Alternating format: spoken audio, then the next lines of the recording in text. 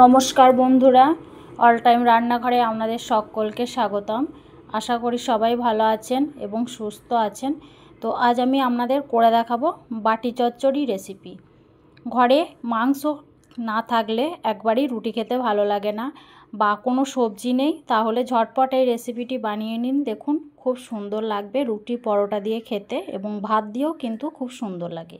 তো এখানে আমি একটা আলু কুচি করে নিয়েছি, একটা টমেটো, পেঁয়াজ, আদা, রসুন কুচি আর কাঁচা লঙ্কা কুচি। এবার একটা কড়ার মধ্যে, যে পাত্রে আপনারা রান্নাটা করবেন সেই পাত্রের মধ্যে একে একে সমস্ত উপকরণগুলোকে নিয়ে নিলাম।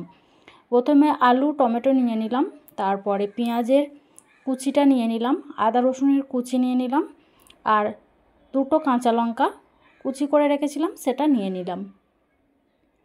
তারপরে কিছুটা মুসুরি কলাই কিন্তু এখানে আমি নিয়ে নিয়েছি। 100 গ্রাম মতো মুসুরি কলাই 1 ঘন্টা আগে জলে ভিজিয়ে রেখেছিলাম। এখন সেই মুসুরি কলাইগুলো নিয়ে নিলাম। তো নেওয়ার পর কিছু মশলা এখানে অ্যাড করব।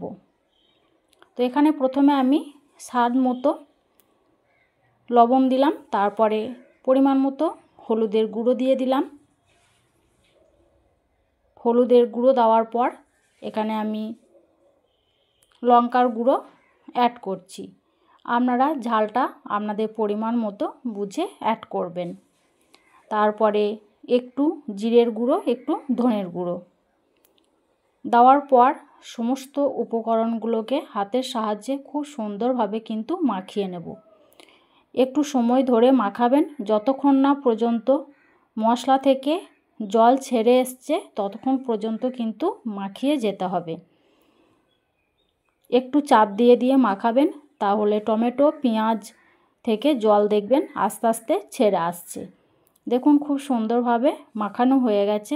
এখন আমি এর মধ্যে অল্প সামান্য করে জল দিয়ে দেব। একবারই বেশি জল এখানে ব্যবহার করার দরকার নেই, অল্প সামান্য জল ব্যবহার করলেই হয়ে যাবে। তো এখন আমি কড়াটা গ্যাসের মধ্যে বসিয়ে দিয়েছি। বসানোর পর এটাকে আমি ঢাকা দিয়ে দেব। একটু গরম হয়ে গেছে। এখন আমি 2 চামচ মতো সর্ষের তেল কিন্তু দিয়ে দিলাম। দেওয়ার পর আবারও ঢাকা দিয়ে দেব। হালকা আঁচে এটাকে 10 মিনিট জাল দিয়ে দেব, একদম লো আঁচে রেখে। দেখুন, 10 মিনিট পর ফিরে আসলাম। কলাইটা কিন্তু এখনও পুরোপুরিভাবে সেদ্ধ হয়নি, আর একটু সামান্য পরিমাণে হবে। এই জলটা অনেকটা পরিমাণে শুকিয়ে যাবে, এতটা জল কিন্তু থাকবে না। আবারও ঢাকা দিয়ে দিলাম। তারপরে দেখুন, আবারও 5 মিনিট পর ফিরে আসলাম। এখন সম্পূর্ণভাবে বাটি চচ্চড়ি রেডি হয়ে গেছে। এটা এরকমভাবেই শুকনো শুকনো থাকবে, দেখতে কতটা সুন্দর লাগছে। আলু কলাই একদম পুরোপুরিভাবে সেদ্ধ হয়ে গেছে। তো ওটা একদিকে রেখে আবারও একটা গ্যাসের মধ্যে কড়া বসিয়ে দিয়েছি। কড়ার মধ্যে 2 চামচ সর্ষের তেল, 2টো শুকনো লঙ্কা, একটা তেজপাতা, সামান্য পরিমাণে জিরে ফোড়ন হিসাবে ব্যবহার করলাম, আর একটু কালো জিরে এর সঙ্গে দিয়ে দিলাম, একটু আদার কুচি দিয়ে দিলাম। এগুলোকে একটু ভালোভাবে তেলে ভেজে নেব। যখন সুন্দর একটা স্মেল আসবে তখন এই তেলটা ওই ডালের মধ্যে কিন্তু দিয়ে দেব। হালকা আঁচে রাখা ছিল ডালটা, এখন এই ডালের মধ্যে বা বাটি চচ্চড়ির মধ্যে এই তেলের ফোড়নটা দিয়ে দিতে হবে।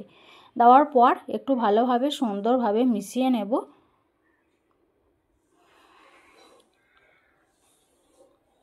এখন সুন্দরভাবে মেশানো হয়ে গেছে আমার বাটি চচ্চড়ি, একবারে রেডি। এখন একটা প্লেটের মধ্যে সার্ভ করে দেখিয়ে দিচ্ছি কতটা সুন্দর হয়েছিল দেখতে।